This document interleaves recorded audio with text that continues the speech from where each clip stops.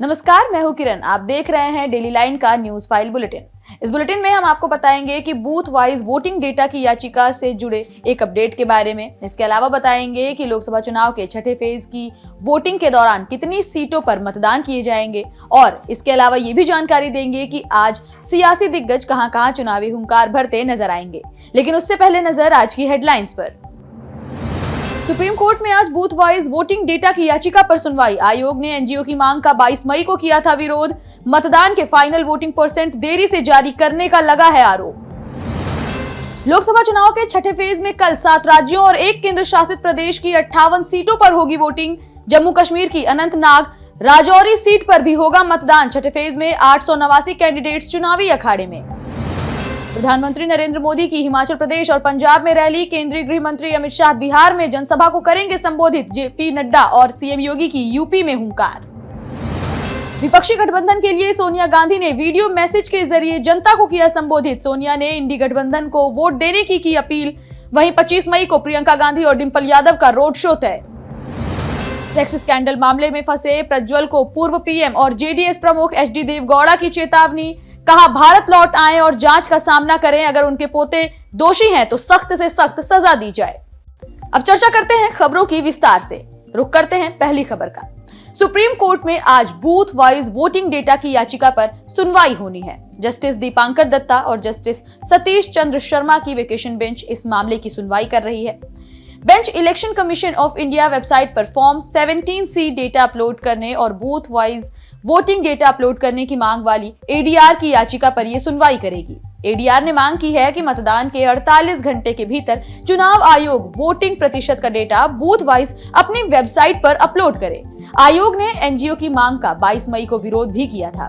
NGO ने कहा कि वोटिंग डेटा का खुलासा करने से मतदाताओं के बीच भ्रम पैदा हो रहा है क्योंकि इसमें बैलेट पेपर की गिनती शामिल नहीं है।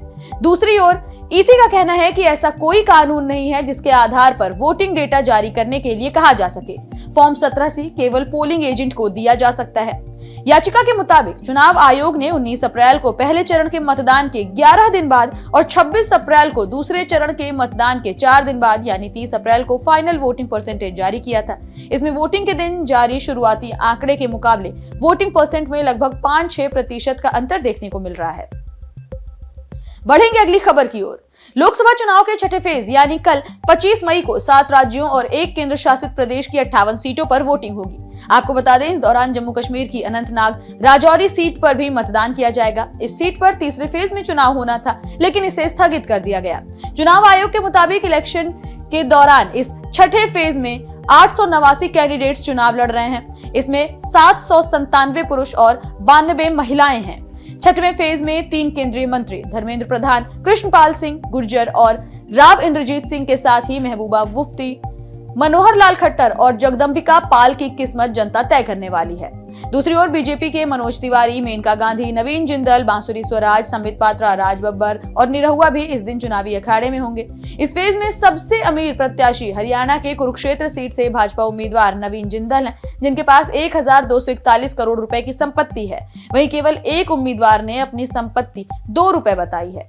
543 लोकसभा सीटों में से 5वें फेज तक 429 सीटों पर मतदान हो चुका है। 25 मई तक कुल 487 सीटों पर मतदान पूरा हो जाएगा और फिर आखिरी और 7वें फेज में 56 सीटों पर मतदान होने के साथ ही देश की 543 लोकसभा सीटों पर मतदान की प्रक्रिया पूरी हो जाएगी। बढ़ेंगे अगली खबर की ओर। प्रधानमंत्री नरेंद्र मोदी लोकसभा चुनाव का रण जीतने के लिए ताबड़तोड़ रैलियां कर रहे हैं। इसी क्रम में पीएम मोदी आज हिमाचल प्रदेश और पंजाब में जनसभाओं को संबोधित करते नजर आने वाले हैं। पीएम नरेंद्र मोदी सबसे पहले हिमाचल प्रदेश की राजधानी शिमला में एक जनसभा को संबोधित करने के बाद कंगना रनौत के निर्वाचन क्षेत्र मंडी में जनसभा को संबोधित करेंगे। यहां से पीएम मोदी पंजाब के लिए रवाना होंगे। यहां गुरदासपुर और जालंधर में पीएम की जनसभाएं हैं। केंद्रीय गृह मंत्री अमित शाह बिहार के भोजपुर जिले के आरा में एक जनसभा को संबोधित करने के बाद झारखंड में जामताड़ा और मधुपुर में रैली करते नजर आएंगे।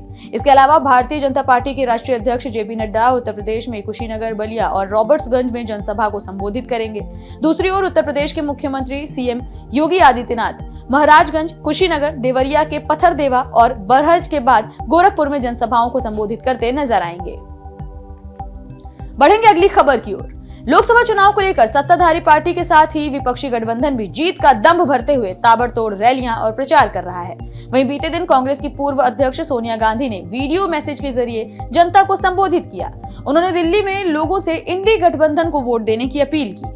सोनिया ने कहा कि कांग्रेस और उसके इंडी गठबंधन के पक्ष में वोट डालें और हर वोट बेहतर रोजगार, महिलाओं को सशक्त बनाने में मदद करेगा। उन्होंने आगे कहा कि ये चुनाव बेरोजगारी, महंगाई और हमारे संस्थानों पर हमले जैसे मुद्दों पर लड़े जा रहे हैं। आपको इस लड़ाई में अपनी भूमिका निभानी है।